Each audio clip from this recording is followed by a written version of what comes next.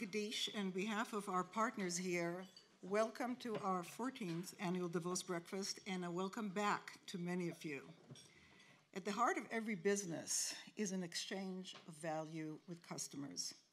A company sells a product or a service in exchange for something from their customers. But what customers truly value and are willing to pay for can be difficult to pin down and psychologically complicated. A rigorous understanding of customer value allows a customer to come up with new combinations of delivered value. This is particularly critical in our digital age when entrepreneurs are relentlessly finding ways to deliver new types of value and when customers' experiences of value is constantly migrating. We're fortunate this morning to have three speakers who are uniquely qualified to address this topic. From Lego, Jan Knudstorp. From Publicis, my longtime friend Maurice Lévy, chairman of the supervisory board. Kicking off the session is Almquist, also my friend and fellow partner at Bain & Company. Today, 55% of all e-commerce searches in the US begin on Amazon, not on Google. And 50% of all e-commerce sales in the US will go to Amazon within 3 years. And Amazon will capture 70% of all the growth over the next 5 years in e-commerce. But what I'm going to talk about is, I think, the fundamental reason, and that is that Amazon is delivering more value and more types of value to its customers than any other discount retailer. We've identified 30 fundamental types of value in the B2C world, and we call these the elements of value. And it's the elements of value that actually, in the end, allow products and services to rise above commodity status. And I'd like to share with you some of the insights, some of the patterns that we have seen from that fundamental research on the elements of value. First, it's important to deliver on multiple elements of value.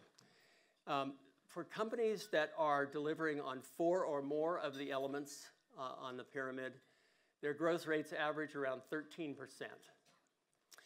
The second insight is to strive to move above the functional level if you can.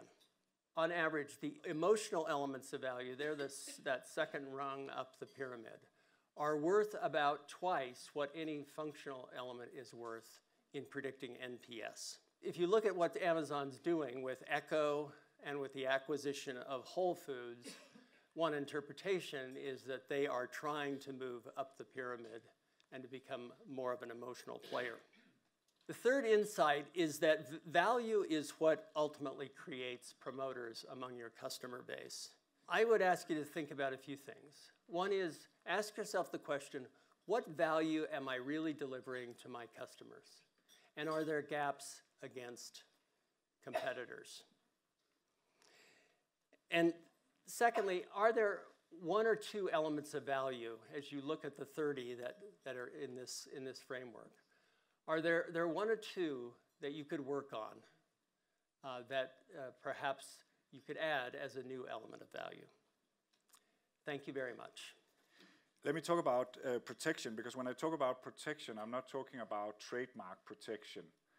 That is important also. I'm talking about protecting that product experience, that you really deliver the element of value and you test it yourself. I wanted to share with you a little funny story about that.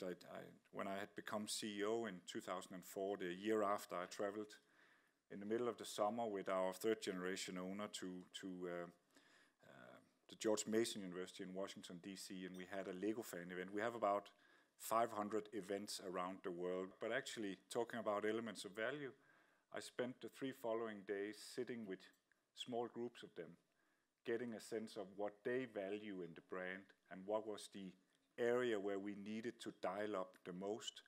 And so I think in that way, I would really encourage everybody using also Eric's framework to think about protecting what's most dear to those who are very much at the core of your business, and then making sure you're upholding that promise, that you're long-term committed to it, and you get the people on board who are willing to do this. I also wanted to address developing the brand and how we think about that. And I think so often development is thought of, let's make a new campaign. I think brands are not built through campaigns, they're built through product and experiences.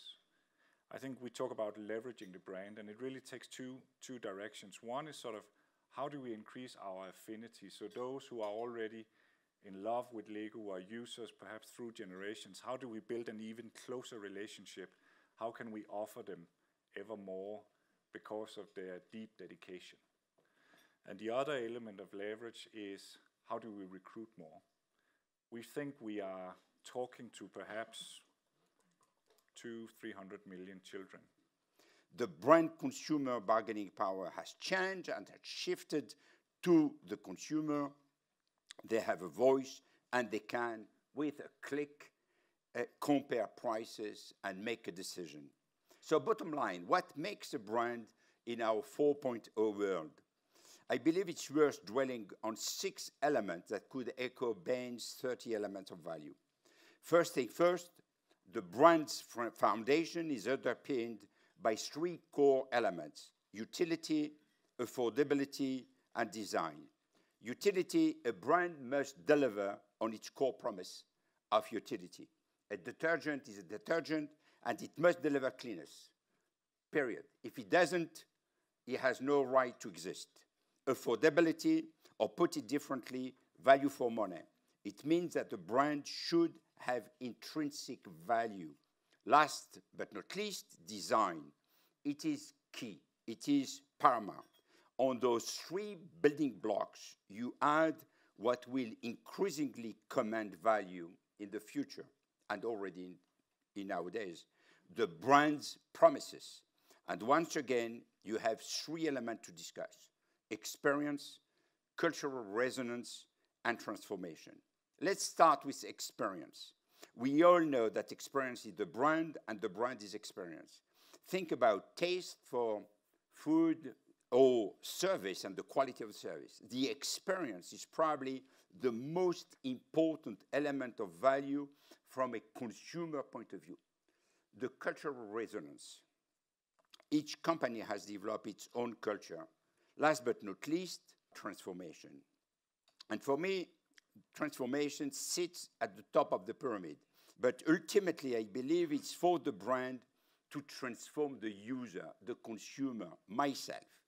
Over the last 10 years, the most successful brands have been those that allowed people to have transformational power. Facebook to connect, Amazon to shop, the everything store, L'Oreal to feel good, Walmart to feel a smart shopper, etc., etc. I do believe that the day you lose the ownership of the brand and it has been transferred to the consumer, that day you have won. This is a very exciting time for creative agencies whose major task is to create new bonds, new links with connected consumers and value that will accelerate growth. Thank you.